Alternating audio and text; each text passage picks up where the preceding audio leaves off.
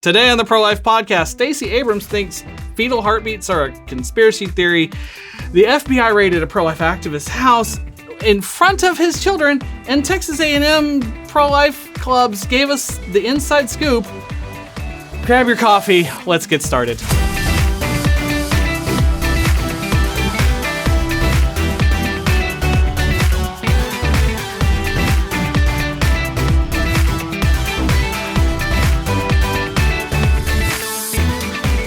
Happy Tuesday, pro-life family. Grab your coffee. You're gonna need it today. It's been a spicy couple of days. Yeah, It's been a very spicy couple of days. But yes, rapid fire. We need to intro the table here. Kim Schwartz, Media Communications Director. Veronica Arnold Smither, Education Associate. Emily Cook, Amazing General Counsel. Brent Klingerman, IT Director. Okay, done. Introductions done. And you, awesome guest. Thank you for hanging out. Stacey Abrams said some things again. She seems to be under the belief that fetal heartbeats are a manufactured noise created by the patriarchy to control women's bodies. Yeah. Correct. Discuss. Oh my gosh, I was just so dumbfounded. I was telling Kim earlier, I don't actually know what to say about this. So does anyone actually have any commentary? Because I'm just like, wow, that's super dumb. Yes. So my first thought is it's very sexist of Stacey Abrams to assume that there are no women in the ultrasound field.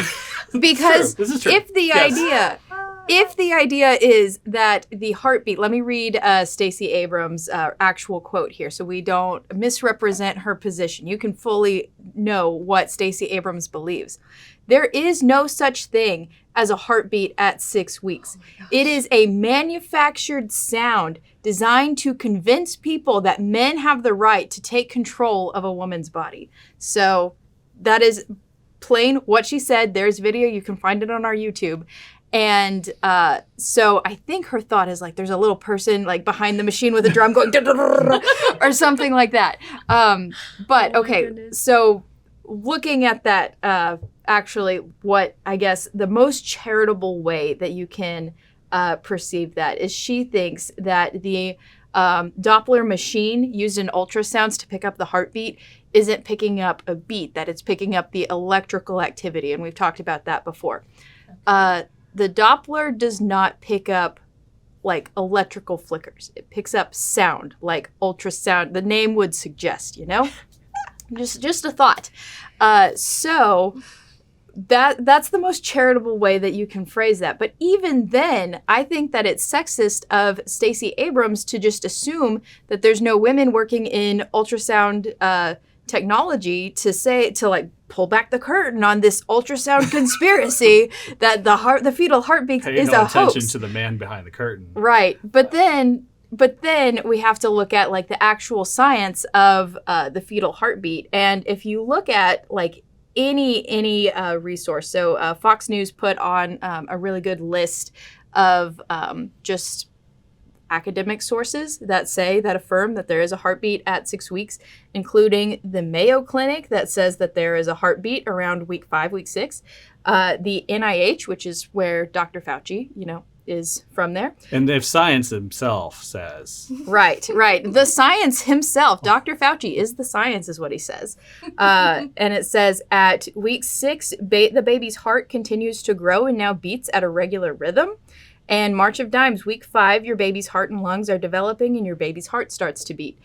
There are many, many more that I have here. We've got, again, the NIH. We had Oxford over here. And so like we can tag links below. It's quite a list. Yes. And so just it's so unscientific. But the reason why they have to say this is because it's like, who are you going to believe, me or your own ears?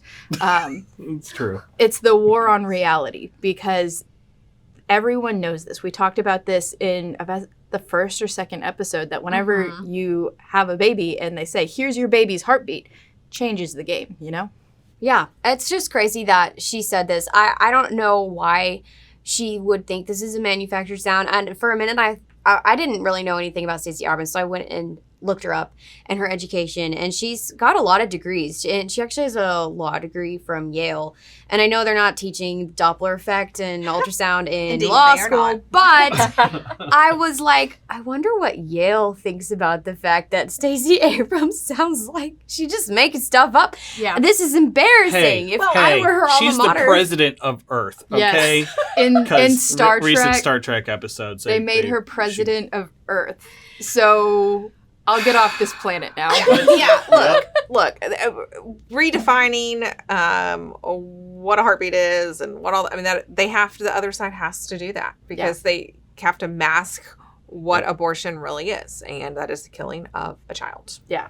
But even then, like, it's not going to be enough for Stacey Abrams. So let's just give Stacey Abrams the full benefit of the doubt here. And let's say that maybe there is not a heartbeat at 6 weeks. There is, and like science has said this 1,000 million times. We're going to put links. 1,000 million. Yes, I have numbers like Joe Biden. 100 billion. Yes. I've been in the Senate for 700 years. Oh my gosh.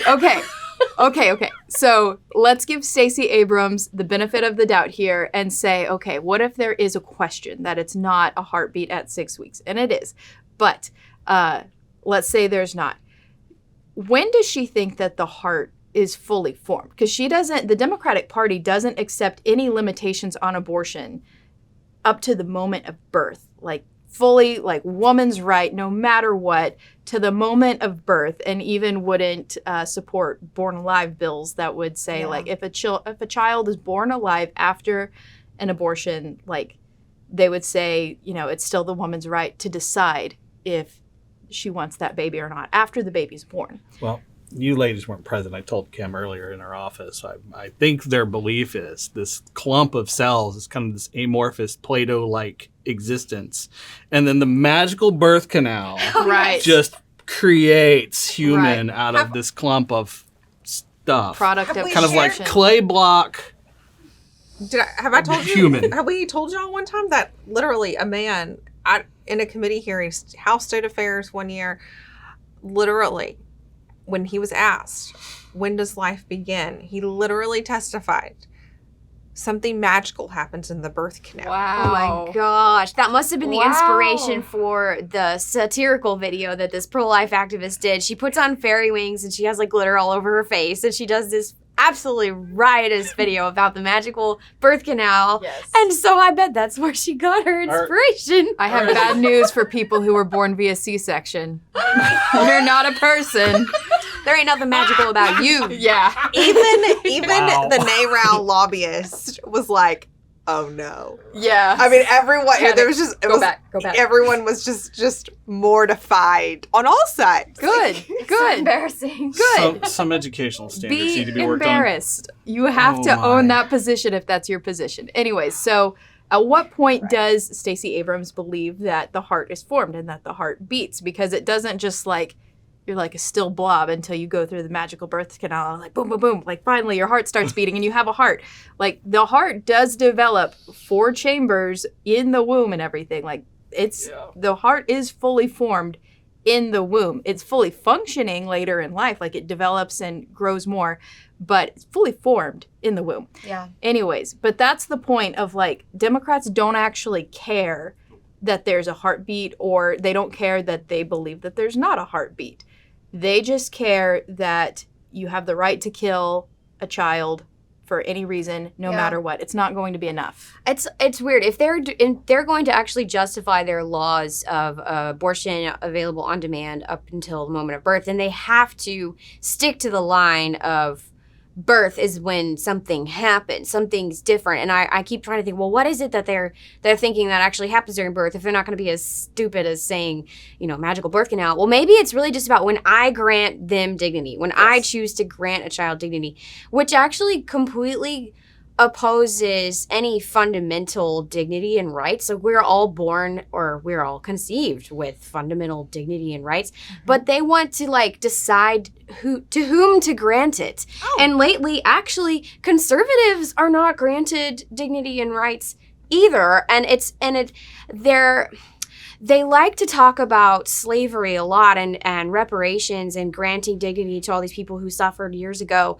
And it's like, I actually agree with the whole principle of talking about when these people were given inherent dignity and rights. Maybe not so much reparations. That's very complicated. Right. But it's like, if you're going to talk about this and how we need to completely 100% abolish slavery around the world because these people have inherent dignity and value, why can't you apply that to everybody? Why can't you apply that to people who have different political beliefs than you? Why can't you apply that to people who are in the womb and you don't even acknowledge that they have a heartbeat? They want to decide who they grant dignity to. Yeah, Yes. let's talk about that on our next Boom. topic. Okay. Lay down the lie, Yeah, you Emily. came in here real salty about recent events. I'm hot to trot. Go for it. Go for it. So the floor is yours, Madam Chairman.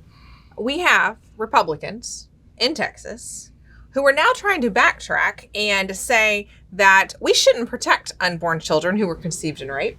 I mean, you've got to be kidding me. Okay.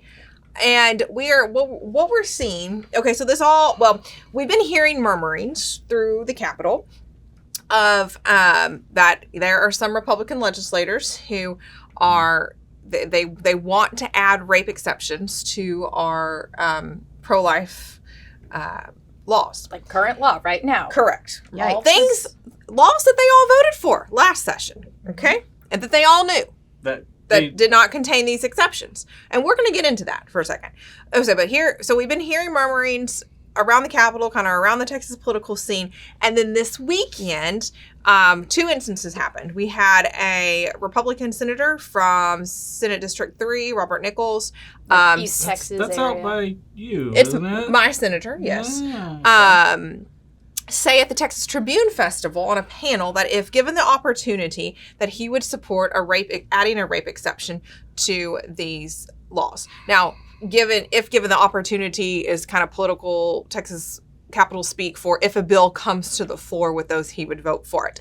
And then this on a conservative panel this weekend, State Representative Valerie Swanson warned the conservatives that this is an issue. That is that there are members. She's a pro-life member of the Texas House, and she said, "Hey, some of our Republican colleagues are pushing for a rape exception, and so we got to stop it." Right. So we heard both of those two public statements this week From Republicans. this weekend. So one warning that, hey, yeah, some of our colleagues are being wishy-washy, and the other one saying, yep, I got it, I'll support the rape exception. And My first thought was, are these squishy Republicans afraid of losing the next election or something? Are they trying to get more votes? Because maybe someone's been making them afraid, you're being too pro-life. Well, one thing that it does tell me is that as pro-lifers, we've been celebrating the overturn of Roe, the enactment and effectiveness of the heartbeat law and the trigger law, and we can't just celebrate. Like, we have to always be on our toes. So we need to be emailing our Republican senators and state representatives and saying, hey, we still believe that these are good policies. Yep. We still want to protect all unborn children. So stay the path. Because if we're complacent and we're happy and celebratory and we're not, I don't want to say for lack of a we're complaining, but if we're not bringing our voices, the other side is, and that's all our elected officials are going to be hearing from are those. Yeah. So we have to take responsibility for that and re-engage our legislators. And the second point is, let's actually talk about it. I mean, you can't be pro-life and say a child conceived in rape deserves to die. Yeah. Like, you cannot be both of those things. Yeah. Yeah. And because is there anything different about that unborn child? There isn't. The unborn child's hands and toes, nothing their different. Heartbeat, their manufactured sound. Yeah, actually, I have a really great story on this. I remember before I was super involved in the pro-life movement, I was a very young child. Rick Perry used to be pro-rape exceptions, apparently. And Rebecca Kiesling is a very famous pro-life author and activist, and she was conceived in rape. And she's a lawyer now, and she is quite an expert on pro-life law and policy, and she goes around and testifies against rape exceptions. And she's saying, if you want to add a rape exception, you are condemning my life. And so she went up to Rick Perry one day in a very casual setting and told him her story. And he said, you changed my mind. I will no longer support rape exceptions. And so it's people like her and their stories gives me goosebumps. Yeah, me too. Think like these are real human beings in front of us whose hands we can shake and give them a pat on the back. Yeah. And these are real people we're talking about. And yes, we have to support the mother. We would never deny supporting the mother and saying, you know, you'll be fine or too bad or, you know, it's illegal. It's like, no, we need to get her the best therapy, the best healthcare.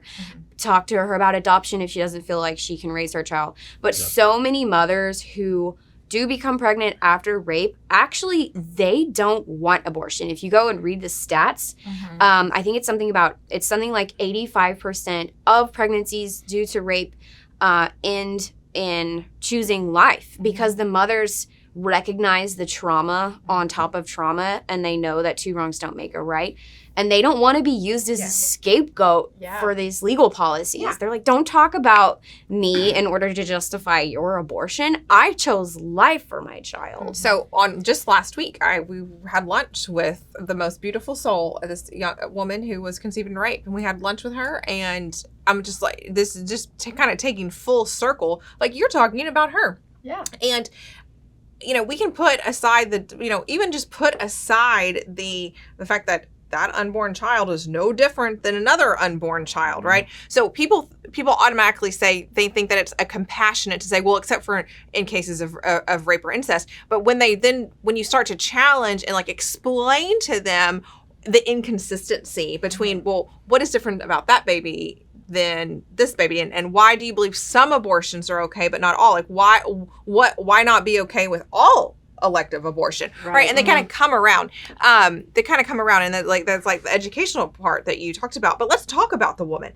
Let's talk about, you know, first of all, is the abortion does not take away the rape, right? It doesn't take away the trauma. It doesn't negate anything. All it does is heap more trauma upon a woman. There's the stats for post-abortive women and PTSD and mental health problems. I mean, the other side doesn't want to acknowledge it, but everyone will tell you, every post-abortive woman will tell you that it's there. Okay. So then also it's the second act of violence. We've already had one act of violence, a horrific violence upon the woman. Now we're going to inflict another act of violence on a completely innocent third party. That doesn't work. And the argument was, well, it's going to be really hard for 9 months. Okay. If so, the act of abortion is forever for that unborn child, and the effects of that abortion on that woman are lifelong. Yep. Yeah. So Republicans, we're not giving our Republican leaders a pass on this. Not a chance. Okay, there is absolutely no way they get to backtrack, and I'm done. Well, I guess it's a good thing that they're outing themselves for us and we don't have to go find out the hard way because now they just painted a big target on their backs for us and we're really good at kicking people out of office. So I guess that's what we're going to be working on during the midterms. Yeah. So if you're thinking of tinkering with that idea, it is a bad idea. True. We're not going there. True. It's a bad idea. Yeah. Anytime Martin Luther King Jr. has kind of paraphrased this too. It's also been from like some Catholic scholars in the past too, that any time that you devalue one life, all human life is valued. Absolutely. So, same kind of thing. Injustice anywhere is injustice everywhere. So even if we look at the pro-life position as a whole, people will agree, like, yes, human rights should begin when human life begins. And yes, if we say that this kind of person doesn't deserve human rights, this kind of person isn't really a person, that's the same kind of mentality that got us into slavery and got us into the Holocaust and all of these human rights abuses. It's the same thing looking at just within the scope of fetal development and the issue of abortion of like, okay, well, I believe that all preborn children have the right to life, except these children. You're still making those distinctions. You're still drawing those lines of which human beings deserve rights and which ones don't. And we cannot do that. Humans do not have that authority. But Amen. We have a lot of other stuff to discuss real quick. There's more. There is a lot more. There was an FBI raid and some stuff happened at Texas A&M, but we're going to talk about that after this other important information. Come to our annual Celebration of Life galas in Houston or Dallas to celebrate the end of Roe v. Wade. Join us in Houston Saturday, October 29th, and we are so excited to announce former White House Press Secretary Kayleigh McEnany will be giving an amazing keynote speech. Or come to Dallas on Saturday, October 8th to hear the Benham brothers, whose TV show was canceled because of their Christian beliefs. Our battle has only just begun now that Roe has been overturned, and the pro-life movement needs you in this critical era. Tickets are moving fast, so grab yours in the link below, and I hope to see you there. Save the date for Boots on the Ground. It's an awesome pro-life conference coming up January 28th and 29th. Come to Austin, Texas with us to march to the Capitol to celebrate the end of Roe v. Wade, to commemorate Roe v. Wade, and to learn from expert pro-life speakers on how to keep Texas pro-life forever. Come to Austin with us and hear from Ryan Baumberger, our keynote speaker who shares his personal story, and so much more. Book your tickets today, bootsonthegroundtx.com. See you in January. Welcome back, friends. So this one came in real late in the group chat, so I haven't even finished reading everything, but I know a couple of you have gotten all the details here. Mark Houck, pro-life author, speaker, activist, his home was raided by the FBI. Yes. That would never happen. Yeah. Yeah. And the details are, it's a mess. So he prays outside of clinics a lot, and he and his son were outside of a clinic. His son has some aggressive encounter with a pro-choice activist. And in protecting his son, he pushes this guy Away from his son. away from his son. His son this is a child. We're talking about a 12-year-old boy. So dad pushes this activist who's all up in his son's face away.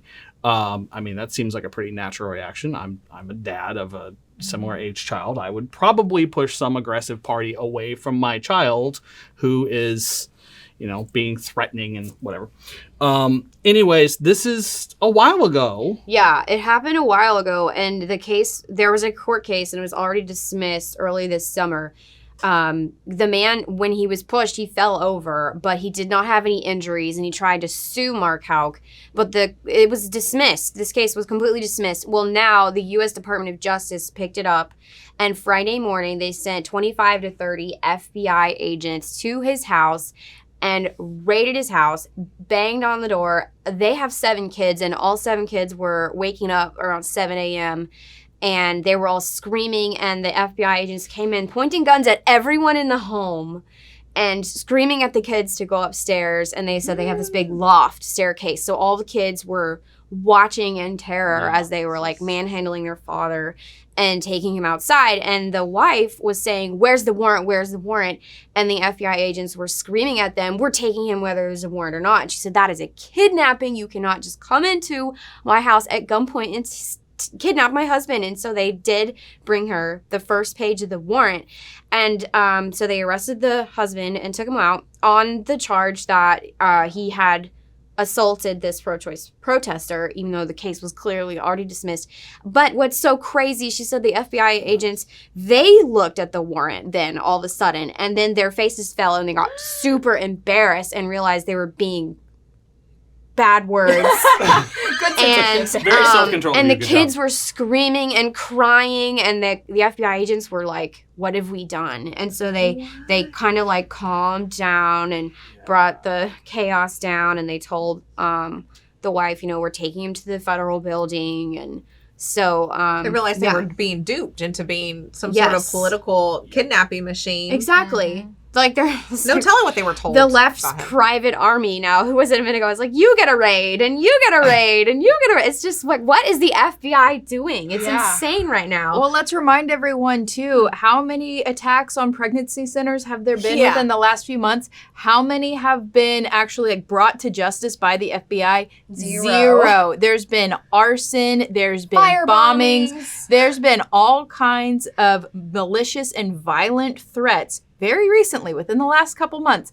the FBI has done nothing. The DOJ has done nothing on it. Now, in defense of the FBI, we have some family friends who former FBI, and I'm sure they are just mortified. Yes. Because these guys don't get into this going, I'm going to be a bad guy when I grow up. Like, no, I'm going to serve the cause of justice. And then somehow this agency has turned into this thing. The Gestapo of the United States. It starts from the top down. Like, you've got these political hacks like Joe Biden, who I don't even know how much he knows, but then you've got the people behind him who are the good question. Can he spell DOJ? That was mean. Anyways, so you've got the people behind him. He himself has very malicious intent toward political opposition. He does not care at this point. And then you've got political hacks like Merrick Garland, too, who is very clearly just weaponizing the authority of the federal government against political opponents. We've seen this time and again, and it's just so heartbreaking to see, and we have to stand up. We have to make sure that we are vocal about the pro-life cause, that we are voting the right way in November, because this is ultimately a referendum on Joe Biden, and is the country going in the direction that you want it to go? And I think people see this kind of stuff and they say, no, this is like third world country baloney. Baloney. Yes. Good Speaking of word baloney. for it, Speaking of baloney, so recently at Texas A&M, and this story, so our president, Dr. John Segal, was on Newsmax the other night talking about this. A club at Texas A&M, this is a college campus recognized club, promoted a Zoom class to inform you how to acquire abortion-causing drugs. Right. Yes. It was a huge mess. On last Tuesday, there was a Zoom call hosted by Medical Students for Choice, which is a A&M approved group. And the most shocking thing, there's two shocking things. The most, in my opinion, is that the pro-choice club used school resources to promote this. They put it on the official website of the university. If you look at the Texas A&M calendar, it was right there. And they emailed it out on the official A&M email system to students and faculty who got notifications about events. And so you've got this very clear and open promotion of illegal activity. And the school has done nothing so far. Now, we hope that they will investigate and ultimately suspend that club, because this is promoting illegal activity. It is in the Student Code of Conduct. You can read about this on our website. In the Student Code of Conduct, it says that students and groups shall not promote the illegal use of drugs. What do you think? Getting mail-in abortion-inducing drugs is illegal in Texas. Yeah. Can't do it. Yeah, exactly. And It's illegal, but also it's really dangerous. I mean, they're talking about ordering drugs from foreign countries and that are not regulating the drugs, and so it's really hard to actually be sure what the drug is, and it could be laced with all kinds of really dangerous things. And there was a doctor on this Zoom call promoting the websites where you can go and order these illegal drugs from different countries and have them mailed in, and different ways to like dupe the system and get a fake address and then to have it sent to yourself, and how to take them at home in your dorm room. And so you can have an abortion in your dorm room with no follow-up care, no oversight, and no assurance of what's actually in the drug. It's extremely dangerous. And did we mention it's illegal? This is illegal in Texas and in many states now. Dr. Sego's his interview on Newsmax, and he gave an example. I was like, oh, right, absolutely. I was dealing with all this and didn't even dawn on me. But he said it's the same thing as if the pro-life group on campus, or a group of students on campus, was hosting a seminar on how to bomb an abortion clinic. That's a legal activity. They would never let that stand. Yeah. So the Medical Students for Choice, you don't get a pass either. Right. And these, like, the university will say, like, oh, well, this is a free speech issue, and students have the right to host controversial speakers. That is absolutely true. They don't have the right to promote illegal activity too. And the Student Code of Conduct is a blanket policy. It's universal at the school. And so it's not picking and choosing of what viewpoints we want to allow or not allow, because, that's a First Amendment issue, and we are all in favor of the First Amendment, even if the pro-choice group said something like why medication abortion should be legal. Right, Totally- that's very different. That's a Totally very different. thing. But how to take these drugs, where to get them, is a totally different Yeah. issue. It's They weren't different just saying, hey, you can do this, or you can order, find a pharmacy, or they were literally giving these students the websites of the pharmacies who would ship alleged abortion-inducing drugs that these kids could now take in their dorm rooms. And who knows what And happens. anything happens. And there are very bad stories that you hear about these of women taking the drugs and then just like totally like hemorrhaging, like bleeding in the bathtub. And it is heartbreaking. And I do want to point out, too, the hypocrisy of the pro-abortion left as well, because they always say, like, oh, well, if abortion is banned, you're going to have illegal and unsafe back alley abortions. Who's the one promoting the back alley abortion? Who's the one Correct. saying you can go have an abortion even though it's legal? Even though it's illegal. Like, there's a total disconnect here. You cannot have it both ways. But the left does not care. They are the kings and queens of doublespeak. And so you see this all the time. So I call on even pro-choice organizations to condemn the promotion of illegal abortions. If you really believe that it's a danger to women, then you shouldn't be promoting these when it's illegal. Excellent point. But the pro-choice group is doing that. And so, like, kind of like what you said, this would be different. The university would have shut it down immediately if there was a seminar called, like, How to Cook Meth or something like that. Like, Here's how you go get heroin. Go to the third house down, knock on the door. Jimmy's going to answer, tell him Grandma sent you, wink, wink. And that's the code, man. If that were on the university How funny. calendar or the email system, like, there would have been calls immediately. And there wasn't for this group. And it's not too late for A&M to do the right thing. They can investigate this group. There is They a should, recording. yeah.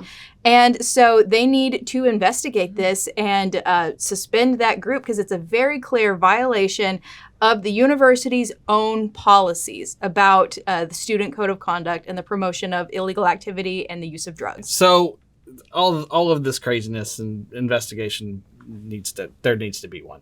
But how did we find out this is a thing that was happening on this campus? Yeah, so one of the things that Texas Right to Life does for our listeners out there is we work with hundreds of students all over the state, and there's a really great pro-life group at A&M. I got to be part of it when I was a student there, and one of our current students there right now, Grace, She's cool. alerted us. Yeah, she's former awesome. intern too. She's probably going to work here one day, I hope. So Grace She's good alerted people. us to this meeting, and we immediately got involved, and our president started doing news interviews about it, and we have articles about it, and you can actually go to the website and copy and paste an email and email it directly to the A&M administration to petition for an investigation. And so Grace and her team at ProLife Aggies were monitoring this. And in addition to monitoring it, they do so many amazing things. So we can end on a happy note. So ProLife Aggies existed long before this ridiculous pro-choice group existed, and they serve pregnant and parenting students at A&M, and they do such an amazing job. They do free babysitting. They raise tens of thousands of dollars every year for their pregnant and parenting student scholarship, which we stole from you and your ideas at SFA. So you got to get some of that credit. You're the pioneer Her over here. team as a student. They're Good job. pointing to me, in case anyone. Gosh, for yes. audio. Oh, Yes, listen to you. It wasn't me, Pointing guys. to Emily Sorry. Cook. Yes, so Emily Cook and her team as a student at her alma mater, they invented this pregnant and parenting student scholarship. And when I Now was it's like a student nationwide. Like, at it's A&M, That is- awesome. I yes, know. that is like yeah, the normal thing A&M now. took it up second. They did. And we helped It's so good. popularize it. And now it is a nationwide movement of college students doing their own scholarship to serve pregnant and parenting students at their campuses, and other really big pro-life groups have taken it and promoted it too, like Students for Life of America. We partner with them all the time. They have their own initiative, and Feminists for Life have theirs, and it's fantastic. So these students are actually providing solutions for women in crisis, saying, we're going to help you find the funding. We're going to help you get connected with pregnancy centers and adoption agencies. We can help you with actual childcare while you're in class. The Aggies, pro-life Aggies, babysit the kids. Like, if you're in class and you're like, I've got to take this test, I can't bring my baby with me. They're like, okay, we'll babysit for you. So it's That's just awesome. such a stark contrast between the Yeah. pro-life group and then They've even students for worked out choice. all the liability issues with the administration at the school and everything. Really did their homework, and I'm so proud of them. And not just because it's my alma mater, but because these students are providing what women and dads actually need. And if you want further details on how that works, our interview with Sarah Doe, Yeah. our other education associate and ProLife Aggie And pro-life mom. and ProLife mom. That was a really good interview. You should check it out from 4 weeks ago. It was, wow. Yeah. Time flies, guys. You'll find it. Anyways, it's in there.